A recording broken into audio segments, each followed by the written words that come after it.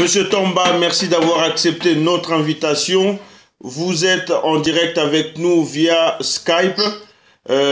J'aurais voulu avoir quelques informations venant de Kinshasa puisque vous êtes sur place à Kinshasa. Est-ce que vous pouvez nous donner ou nous faire un point sur les concertations nationales actuellement? Bon, pour ce qui est des concertations nationales, nous savons que la date qui a été fixée du 4 septembre, selon mes renseignements, je pense qu'ils sont bons, a encore été reportée pour le 7 septembre, parce qu'il fallait régler encore d'autres détails. Vous savez que ces concertations ne font pas encore l'unanimité aussi au niveau de la classe politique, entre la majorité qui a déjà dit oui depuis les premiers jours, et l'opposition qui tergiverse, qui aujourd'hui dit oui, demain dit non. Mais le souci, c'est de voir que les amis acceptent l'idée de participer aux concertations nationales, parce que c'est un rendez-vous important dans l'histoire de notre pays, parce que nous voulons au moins utiliser ces cadres-là pour essayer un peu de chasser les vieux démons qui habitent les Congolais. Donc voilà les climats, nous sommes encore au niveau des tractations. À partir d'aujourd'hui, cet après-midi ou demain, c'est alors et alors seulement que des invitations devront commencer à être balancées, qui devront commencer peut-être à partir pour les participants. Donc, nous essayons de suivre un peu certaines agitations. Mais alors, attendez. Que les présidiums... Attendez, monsieur Tomba, allons étape par étape. Là, aujourd'hui, on se retrouve avec le refus de l'UDPS, de FAC et de l'UNC de monsieur Kamere, l'UDPS de monsieur Etienne Tshisekedi. Même les idées de monsieur Martin Fayoulou, finalement, refusent tous de participer aux concertations nationales. Est-ce qu'on ne se dirige pas vers un congrès du PPRD? On ne se dirige pas vers un congrès du PPRD parce que pour un congrès du PPRD, on n'a pas besoin d'organiser le forum au niveau du Palais du Peuple. Et je dois vous dire que le PPRD a déjà fait son congrès. Le PPRD n'est pas le seul parti, aussi la majorité. Et le PPRD n'incorpore pas en son sein, dans son congrès, la société civile. Donc nous n'allons pas vers le congrès du PPRD. Nous devons maintenant comprendre les raisons que les amis avancent lorsque ces amis ou nos adversaires politiques disent non aux concertations. Ces raisons-là, en essayant de les analyser, nous comprenons tout simplement que c'est l'incompréhension de la gestion du pouvoir politique dans les chefs de l'homme politique congolais, c'est ce qui est dommage. Donc on veut donner aux concertations nationales les cadres que ces concertations-là, les cadres que ces concertations n'ont pas. N'a pas plutôt. Donc c'est un peu ça qui est dommage. Voilà. Alors, ce qui est dommage aussi, c'est de voir qu'aujourd'hui, la RDC est en guerre, mais pour autant, on essaie d'organiser quelque chose avec un budget qui dépasse le $1 000 000. Est-ce que ce budget-là n'aurait pas été plus important de l'investir au niveau du soutien financier auprès de notre armée que de l'investir pour la venue de certaines personnes qui viendront uniquement pour toucher leurs enveloppes? Voir les problèmes sous cet angle-là, moi je crois que c'est un peu voir aussi les problèmes de façon assez simpliste. Pendant que nous sommes en guerre, ça n'empêche que la diplomatie coûte aussi beaucoup d'argent. Au niveau d'abord de Kampala et au niveau de tous les déplacements dans tous les différents forums auxquels la RDC est conviée. Il faut savoir que le chef de l'État a tracé 3 axes principaux pour finir avec cette guerre. Donc lorsque nous parlons de concertation nationale, ça entre dans la branche politique, qui est un axe important pour essayer de finir avec la situation, non pas seulement actuelle, mais avec des situations à répétition. Donc nous ne devons pas considérer cela comme un simple forum où des gens viennent pour toucher les perdièmes. Voir les problèmes de cette manière, c'est déjà ne pas faire confiance aux Congolais qui sont capables de régler ou de trouver des solutions pour leurs propres problèmes, mais c'est aussi oublier que parmi nous les Congolais, il y a des gens, pendant que nous essayons de décrier le Rwanda, nous décrions les M23, il y a des gens qui ont fait les déplacements, qui sont Congolais, qui sont avec eux. Donc c'est pourquoi il est important que nous puissions ouvrir cette brèche-là politique pour que les Congolais sachent comment renforcer la cohésion nationale. Et la cohésion nationale, nous savons tous que cela nécessite un vivre collectif qui ne peut que passer par résoudre un certain nombre de penser un certain nombre de problèmes. Mais Donc, Monsieur ne Tamba, voyons pas les problèmes de cet angle-là. Monsieur Tamba, beaucoup peuvent s'étonner et se méfier en fait du but ultime, parce que nous étions partis avec un vocable qui était le dialogue national et nous finissons avec les concertations nationales. Alors, quel est le but final de toute cette opération? Est-ce que c'est pour, comme disent certains, permettre au président Joseph Kabila de pouvoir se présenter pour un troisième mandat, ou c'est un remaniement ministériel ou du gouvernement qui est prévu pour permettre à une personnalité comme Kengwa Dondo, qui est un président du Sénat, un Sénat non renouvelé depuis les précédentes élections, quel est le but final aujourd'hui de ces concertations qui avant été appelées dialogue? Je dois commencer par apporter un petit rectificatif. Les concertations n'ont pas commencé par le mot dialogue. Le mot dialogue a été importé par nos amis de l'opposition qui ont voulu l'incorporer dans les processus de concertation nationale. Les concertations nationales ont un fondement. Le fondement, c'est le 15 décembre 2012, lorsque le chef de l'État, dans son discours s'il était la nation, avait parlé des concertations nationales en vue de renforcer la cohésion nationale. Je connais vos capacités de journaliste, je vous ai donné la référence et vous pourriez vérifier ce que j'ai dit. Sauf que nos amis de l'opposition, ils ont voulu transformer cela en une situation institutionnelle pour maintenant créer une situation extra-constitutionnelle en invitant des domaines ou en invitant des matières que nous, personnellement, nous pensons qu'elles sont déjà vidées. Et ils voulaient tout simplement que nous allions dans l'esprit du dialogue comme à Sun City, c'est-à-dire avec l'esprit de 1+4, c'est pour surseoir les institutions légitimes ici de notre Constitution pour créer une situation d'exception en vue de l'organisation du pouvoir encore dans un cadre constitutionnel par la suite.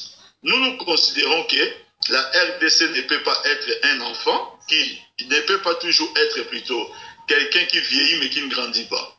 Moi, je pense qu'à un certain moment, on a le mérite de dire que nous vieillissons et nous devons grandir aussi. Grandir veut dire qu'il faut préserver les acquis. Aujourd'hui, la Constitution est une réalité et l'ordre institutionnel est aussi une réalité. Maintenant, c'est clair que dans le contexte congolais, il y a des difficultés d'application. Vous avez aucun problème à juste titre qu'il y a un Sénat qui est hors délai. Pour des raisons que nous pouvions tous imaginer et défendre peut-être chacun de son côté. Mais cela ne devrait pas remettre en cause la volonté même de progresser avec le bon fonctionnement des institutions. Moi, je pense que si nous devons réfléchir dans ces cadres-là, et écartons un peu des matières à polémique.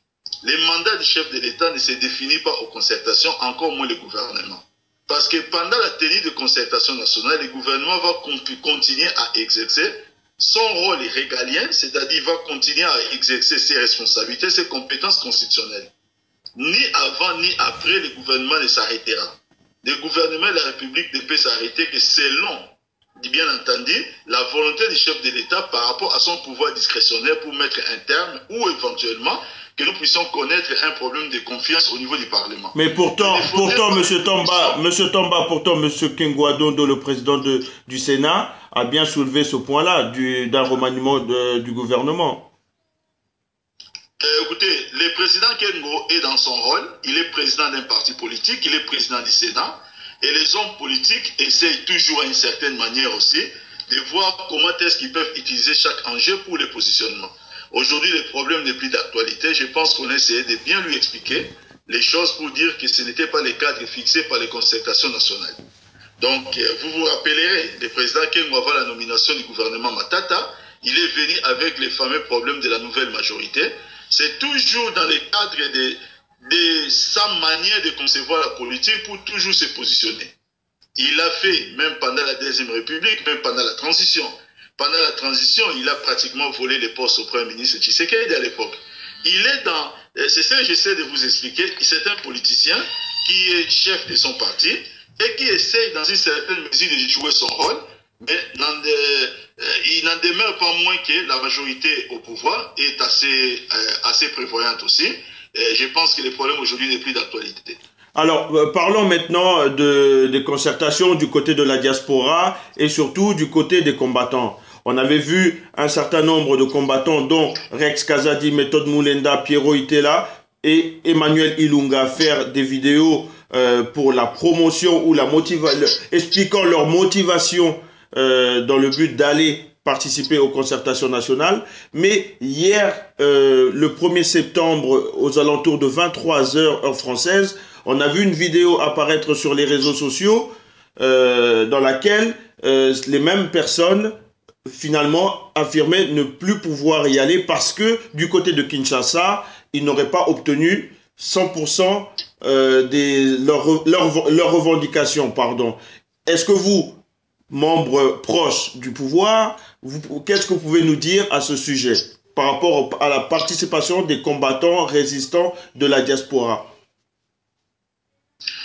Monsieur Moussa, je crois que nous devons apprendre, nous sommes, moi, que ce soit M. Rex Kazadi, Méthode Moulenda, Pierrot Itela, Emmanuel Ilunga, je crois que nous faisons partie de cette nouvelle génération de la politique congolaise, des gens qui peuvent faire la politique en disant la vérité aux gens, que de chercher toujours à noyer les poissons, à faire de la politique comme l'a fait à l'époque nos parents, c'est-à-dire nos aînés, des gens qui nous ont précédés, qui ont même changé carrément la définition de la politique en RDC, où nous savons que c'était devenu de façon banale comme étant l'art de mentir. Nous devons arrêter avec ces procédés. Alors nous devons vraiment arrêter. Donc, nos amis combattants n'ont qu'à dire la vérité. Déjà, je note dans les propos de M. Emmanuel Ilunga, qui est venu ici à Kin pour chercher un moyen de participer aux élections et plutôt aux concertations nationales. Que j'ai eu au téléphone 2 fois, ici à Kinshasa, mais que je n'ai pas eu l'occasion de les rencontrer parce qu'entre-temps, je devais partir à Kisanto. Je note tout simplement dans ces propos qu'il nous dit que c'est devenu une histoire de copinage. Mais en même temps, ils disent qu'ils avaient des revendications. Et le gouvernement n'a pas fait suite. N'importe quel politicien ou intellectuel comprendrait qu'ils sont devant une situation de frustration. Ils ont mené des démarches pour participer aux concertations. Personne ne peut les reprocher ça. Ce sont des Congolais qui ont leur place dans leur pays et dans tous les enjeux politiques. En revanche, leurs démarches n'ont pas prospéré, peut-être parce qu'ils se sont mal pris. Maintenant qu'ils sont dans une position de frustration, ils pensent que c'est devenu une histoire de copinage. Il faut qu'ils aient le courage de dire que nous sommes mécontents, de voir que nos démarches n'ont pas prospéré, au lieu de commencer par des mensonges, permettez-moi l'expression ridicule, jusqu'à dire que nous avons demandé ça, parler des prisonniers politiques, parler de tout ce qu'il a essayé d'évoquer, qui n'a rien à voir avec les concertations, et je peux vous dire la vérité, c'est mal connaître Kabila et la majorité au pouvoir pour céder au chantage. Nos amis combattants existent depuis de longues années. Ils ont fait chanter plusieurs fois les pouvoirs dans plusieurs matières, et le pouvoir n'a pas cédé au chantage une seule fois. Les concertations devaient bannir ce genre de comportement.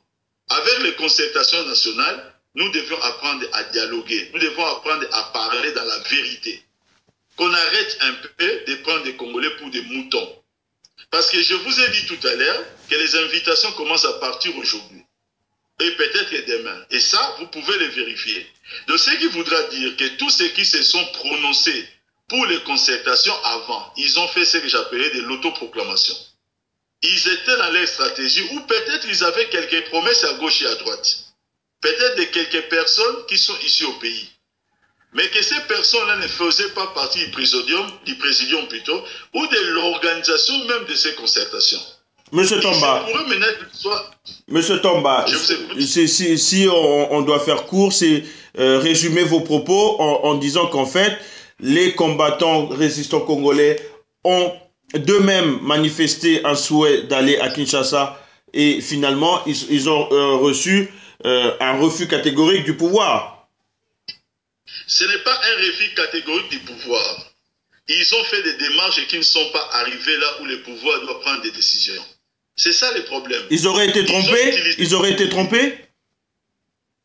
Je ne dis pas qu'ils auraient été trompés. J'ai dit qu'ils ont pris contact avec des gens, mais moi personnellement, personne ne peut me les reprocher. Parmi toutes les personnes que vous citez, je n'ai été en contact avec personne dans les cas de concertation. Donc il n'y a pas un combattant qui peut dire que Papi Tamba nous a trahis ou nous a menti à un point précis. Êtes-vous régulièrement en contact avec des combattants? Monsieur Tamba, est-ce que vous êtes régulièrement en contact avec des combattants? Attendez, ce sont des Congolais, M. Moussandi. Pourquoi voudriez-vous que je ne sois pas en contact régulièrement avec ces combattants? Parce que vous êtes considéré comme un adversaire, monsieur. Vous êtes considéré comme un adversaire pour eux.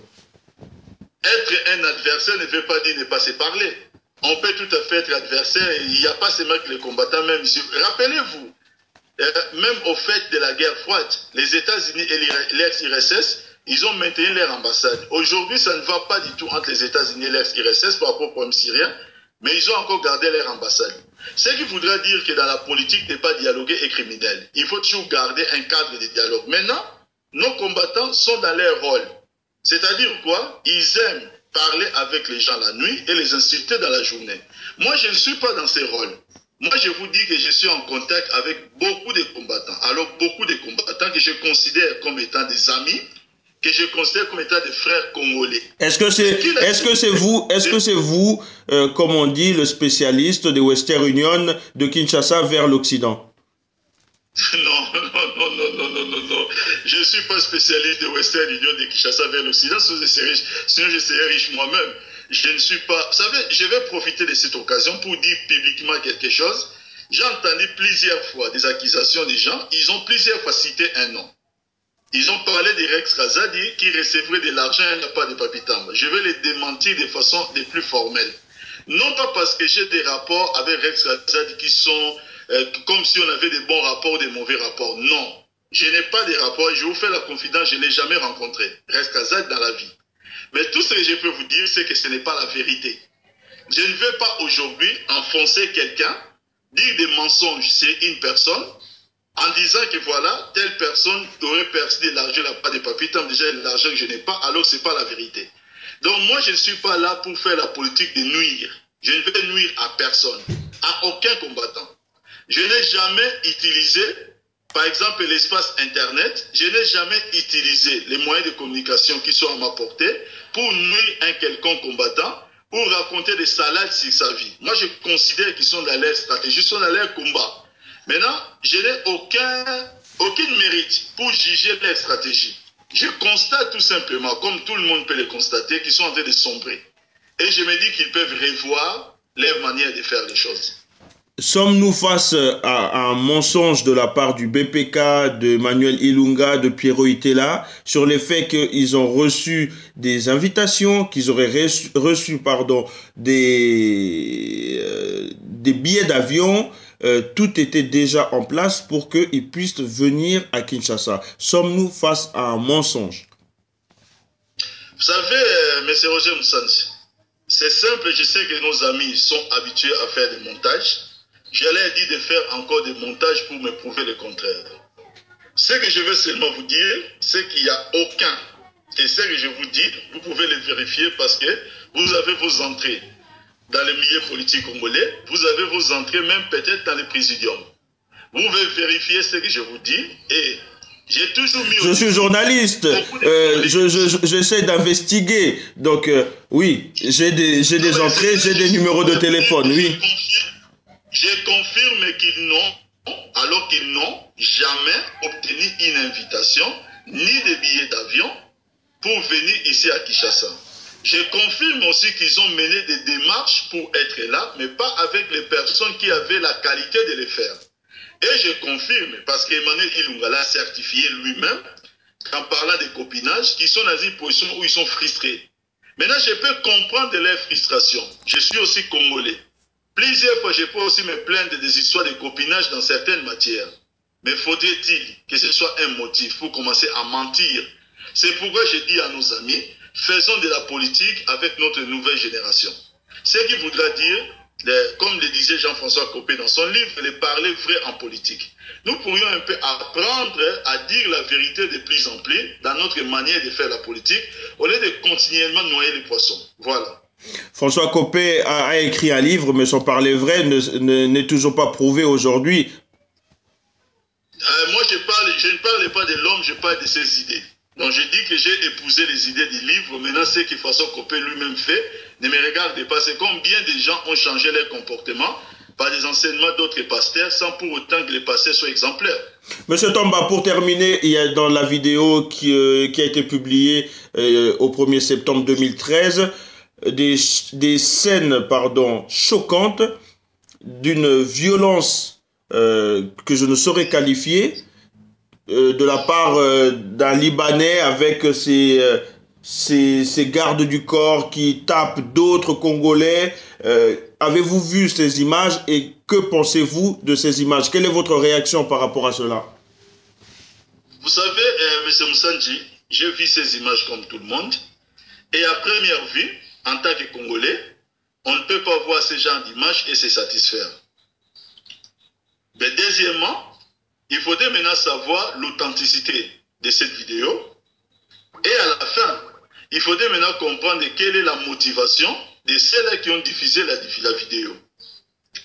Malheureusement, vous vous rappellerez une fois, il y a le secrétaire général de l'IDPS, l'ancien secrétaire général de l'IDPS, Jacques Chabani, qui a été interpellé à l'aéroport de Ndjili avec pratiquement un album photo, soi-disant expliquant la situation post-électorale en RDC. En épluchant ces photos, même des experts internationaux se sont rendus compte qu'il nous a présenté des photos même de la Côte d'Ivoire, des charnières qu'on trouvait en Côte d'Ivoire. C'est un peu ça, cette mauvaise stratégie de prendre des images et de les faire dire ce que les images ne disent pas. Les victimes sont bien congolaises, parlent lingala, sont en train de pleurer en lingala. Non, ça, quand je vous dis qu'il faut faire attention au niveau de l'authenticité, je vais vous dire qu'il y a des vidéos qui ont circulé à Kinshasa où on s'est incorporé la voix. Vous êtes mieux placé que moi, vous savez exactement comment ça se passe, vous êtes un homme de médias. Moi, je suis en train de vous dire qu'il n'y a aucun Congolais, surtout pas moi. Aujourd'hui, qui peut commencer à applaudir ces gens d'actes pour dire que nous allons permettre ou tolérer que les Libanais viennent torturer notre peuple. Deuxièmement, nous ne pouvons pas aussi dire que lorsqu'un Libanais va torturer notre peuple et qu'il est envoyé par Joseph Kabila. Nous ne pouvons pas aussi le dire. Ça serait maintenant commencer à faire une politique de la haine. Parce que c'est Joseph Kabila, il a des prises de position connues de tout le monde. Et personne ne peut aujourd'hui lui reprocher ce genre de pratiques que lui-même n'a jamais faites. Donc c'est pourquoi je suis en train de vous dire que lorsque je considère maintenant la motivation, les circonstances avec lesquelles cette vidéo a été publiée, comme des gens sont dans une position aujourd'hui de vengeance, ils sont dans une position de considérer qu'aux concertations, on leur a refusé la porte et qu'ils doivent maintenant essayer de nuire. À chaque fois que quelqu'un est dans cette position-là, c'est clair que la personne qui veut régler des comptes sera là maintenant pour essayer de rechercher des éléments, pour essayer de toucher certaines sensibilités qui peuvent se montrer d'une certaine naïveté. Moi, je pense qu'à ce jour, il y a une chose que nous devons faire, tous, en tant que Congolais, c'est dénoncer la violence. Et quand nous dénonçons la violence, déjà de celle que nous vivons, nous devons aussi encourager et féliciter ceux-là qui combattent cette violence, notamment les FARDC, aujourd'hui au niveau de l'Est de notre pays, et que ces FARDC ont un commandant en chef. Ça veut dire que nous devons aujourd'hui reconnaître au chef de l'État, au moins, cette bravoure de dénoncer et plutôt de combattre la violence sur notre territoire. Monsieur Tomba, merci d'avoir accepté notre invitation. Je vous souhaite une bonne journée. À bientôt. Au revoir. Merci, Sanji. Au revoir.